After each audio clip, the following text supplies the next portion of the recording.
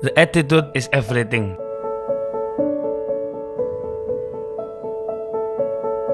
Apakah kamu sering mengeluh tentang hidup yang kamu jalani?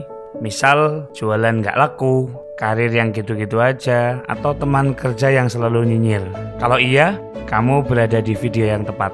Kita bakal belajar bersama bagaimana menghadapi ini semua dengan baik.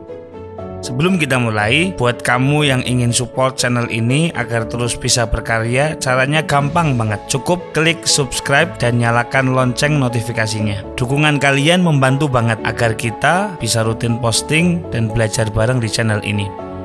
Dalam banyak kesempatan, kita sering mendengar bahwa ketika bertemu dengan seseorang, mereka tidak akan melihat berapa kekayaan yang kita miliki atau seberapa tinggi ijazah atau pangkat kita.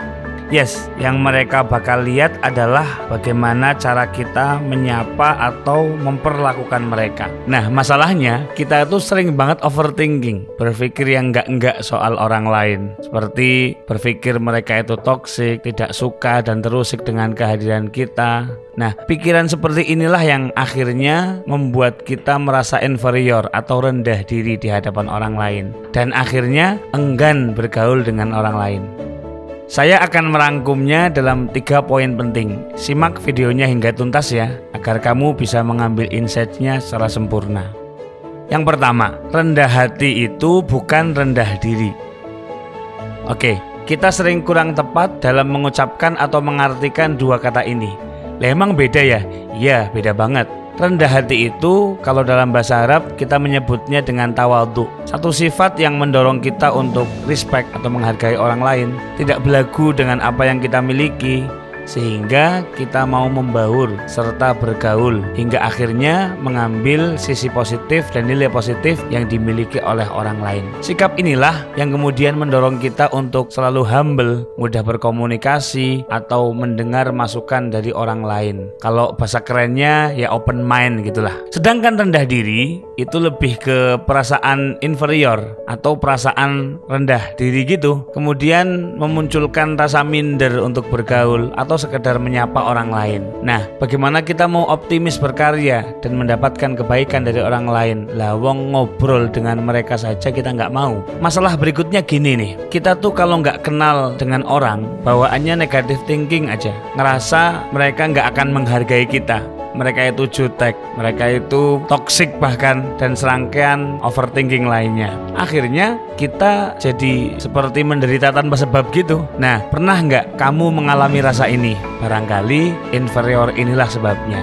Oke, sekarang sudah tahu ya bedanya rendah hati dengan rendah diri. So, open your mind dan mulailah untuk selalu membiasakan diri dengan berpikir positif. Yang kedua, sapa dengan baik. Apakah kamu punya teman yang kalau ketemu dengan orang bawaannya tuh jutek terus, boro-boro mau nyapa atau ngobrol dengan baik, senyum pun gak mau? Atau teman yang kalau minta tolong ke kita itu seenak jidatnya, kayak raja lagi ngatur rakyatnya gitu, boro-boro mau berterima kasih atau membalas kebaikan kita, ngomong ataupun minta tolong baik-baik pun enggak. Pertanyaannya begini, kamu suka enggak dengan orang-orang seperti itu? Jawabannya pasti tidak lah. Kita bakal males atau enggan bertemu atau berteman dengan orang-orang yang kayak gitu. Nah, barangkali itu jugalah yang orang lain rasakan kalau sikap kita kayak gitu. Terus ini nih, jangan sekali-kali memanggil orang lain dengan panggilan atau julukan yang mereka nggak suka. Jujur, itu tuh sakit tapi nggak berdarah. Nabi SAW pernah mengingatkan kita, al-muslimu man salimal muslimuna min lisanih wa yadih. Bahwasanya muslim yang sesungguhnya adalah dia yang memberikan rasa selamat bagi orang lain, baik dari lisan dan juga perbuatannya. Hadis ini diriwayatkan oleh Al-Imamul Bukhari. Yuk, perbaiki terus cara komunikasi dan cara kita memperlakukan orang lain. Mulai deh dari hal-hal kecil. Misal, nyapa kalau pas ketemu, berikan senyuman yang tulus, minta maaf kalau mau minta tolong, dan ucapkan terima kasih dengan cara yang baik ketika mereka membantu kita. Syukur, berikan balasan yang terbaik juga. Coba deh lakukan hal-hal hal tersebut secara konsisten, insya Allah bakal banyak perbaikan yang kamu lihat dalam hidupmu. Jangankan di dunia, di akhirat pun kita pasti bakal melihat hasilnya. Nabi SAW pernah memotivasi kita, ma min muslimaini yaltaqiyani fayatasofahani illa ghufira lahuma qabla an yatafarraqa. Tidaklah ada dua orang yang ketika bertemu mereka saling menyapa kemudian bersalaman kecuali dosanya akan terampuni sebelum mereka berpisah. Hadis ini diriwayatkan oleh Al-Imam Ahmad, nomor hadis 17.949. Teman-teman sekalian, tidak hanya menggugurkan dosa. Penelitian di University of Manchester menyatakan bahwa bersalaman erat dengan cara yang baik juga terbukti membantu menemukan chemistry serta meninggalkan kesan yang menyenangkan. Video mengenai cara berjabat tangan yang baik insya Allah akan kita bahas pada video yang lain ya. Yang ketiga, memaafkan dan memaklumi keadaan.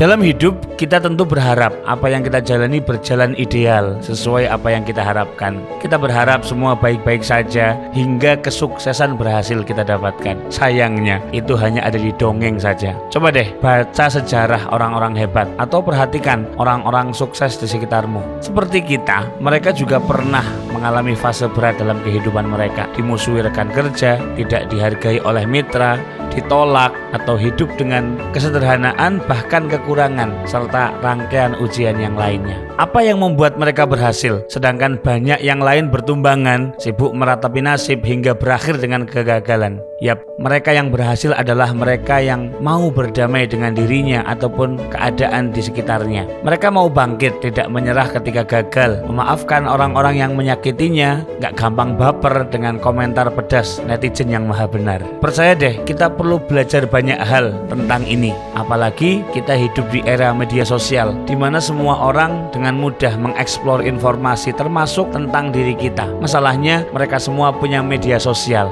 yang bisa berkomentar sesuka jidat mereka. Allah Subhanahu wa taala menasihati kita, wala tastawil hasanatu walas sayyi'ah idfa billati hiya ahsan fa idzal ladzi bainaka wa bainahu adawatun ka'annahu waliyyun hamim. Yang artinya tidak mungkin sama antara kebaikan dengan keburukan. Hadapilah semua yang ada di hadapanmu dengan cara yang terbaik. Ingat, cara yang terbaik. Maka orang-orang yang memusuhimu akan takluk dan menjadi teman dekatmu. Al-Quran Surat Fussilat ayat 34. Nah, mulai sekarang yuk belajar berdamai dengan keadaan dan memaafkan apapun yang menyakiti kita. Ingat, kita tidak bisa memaksa siapapun untuk baik kepada kita, tapi kita bisa memaksa diri kita untuk baik kepada siapapun. Selamat berjuang dan berproses ya. Coba tulis di kolom komentar pelajaran apa yang kalian dapatkan ketika menyimak video ini. Jika kalian merasa video ini bermanfaat, silahkan share ke teman-teman kalian agar mereka juga mendapatkan kebaikan yang sama. Saya undur diri, sampai jumpa di video berikutnya.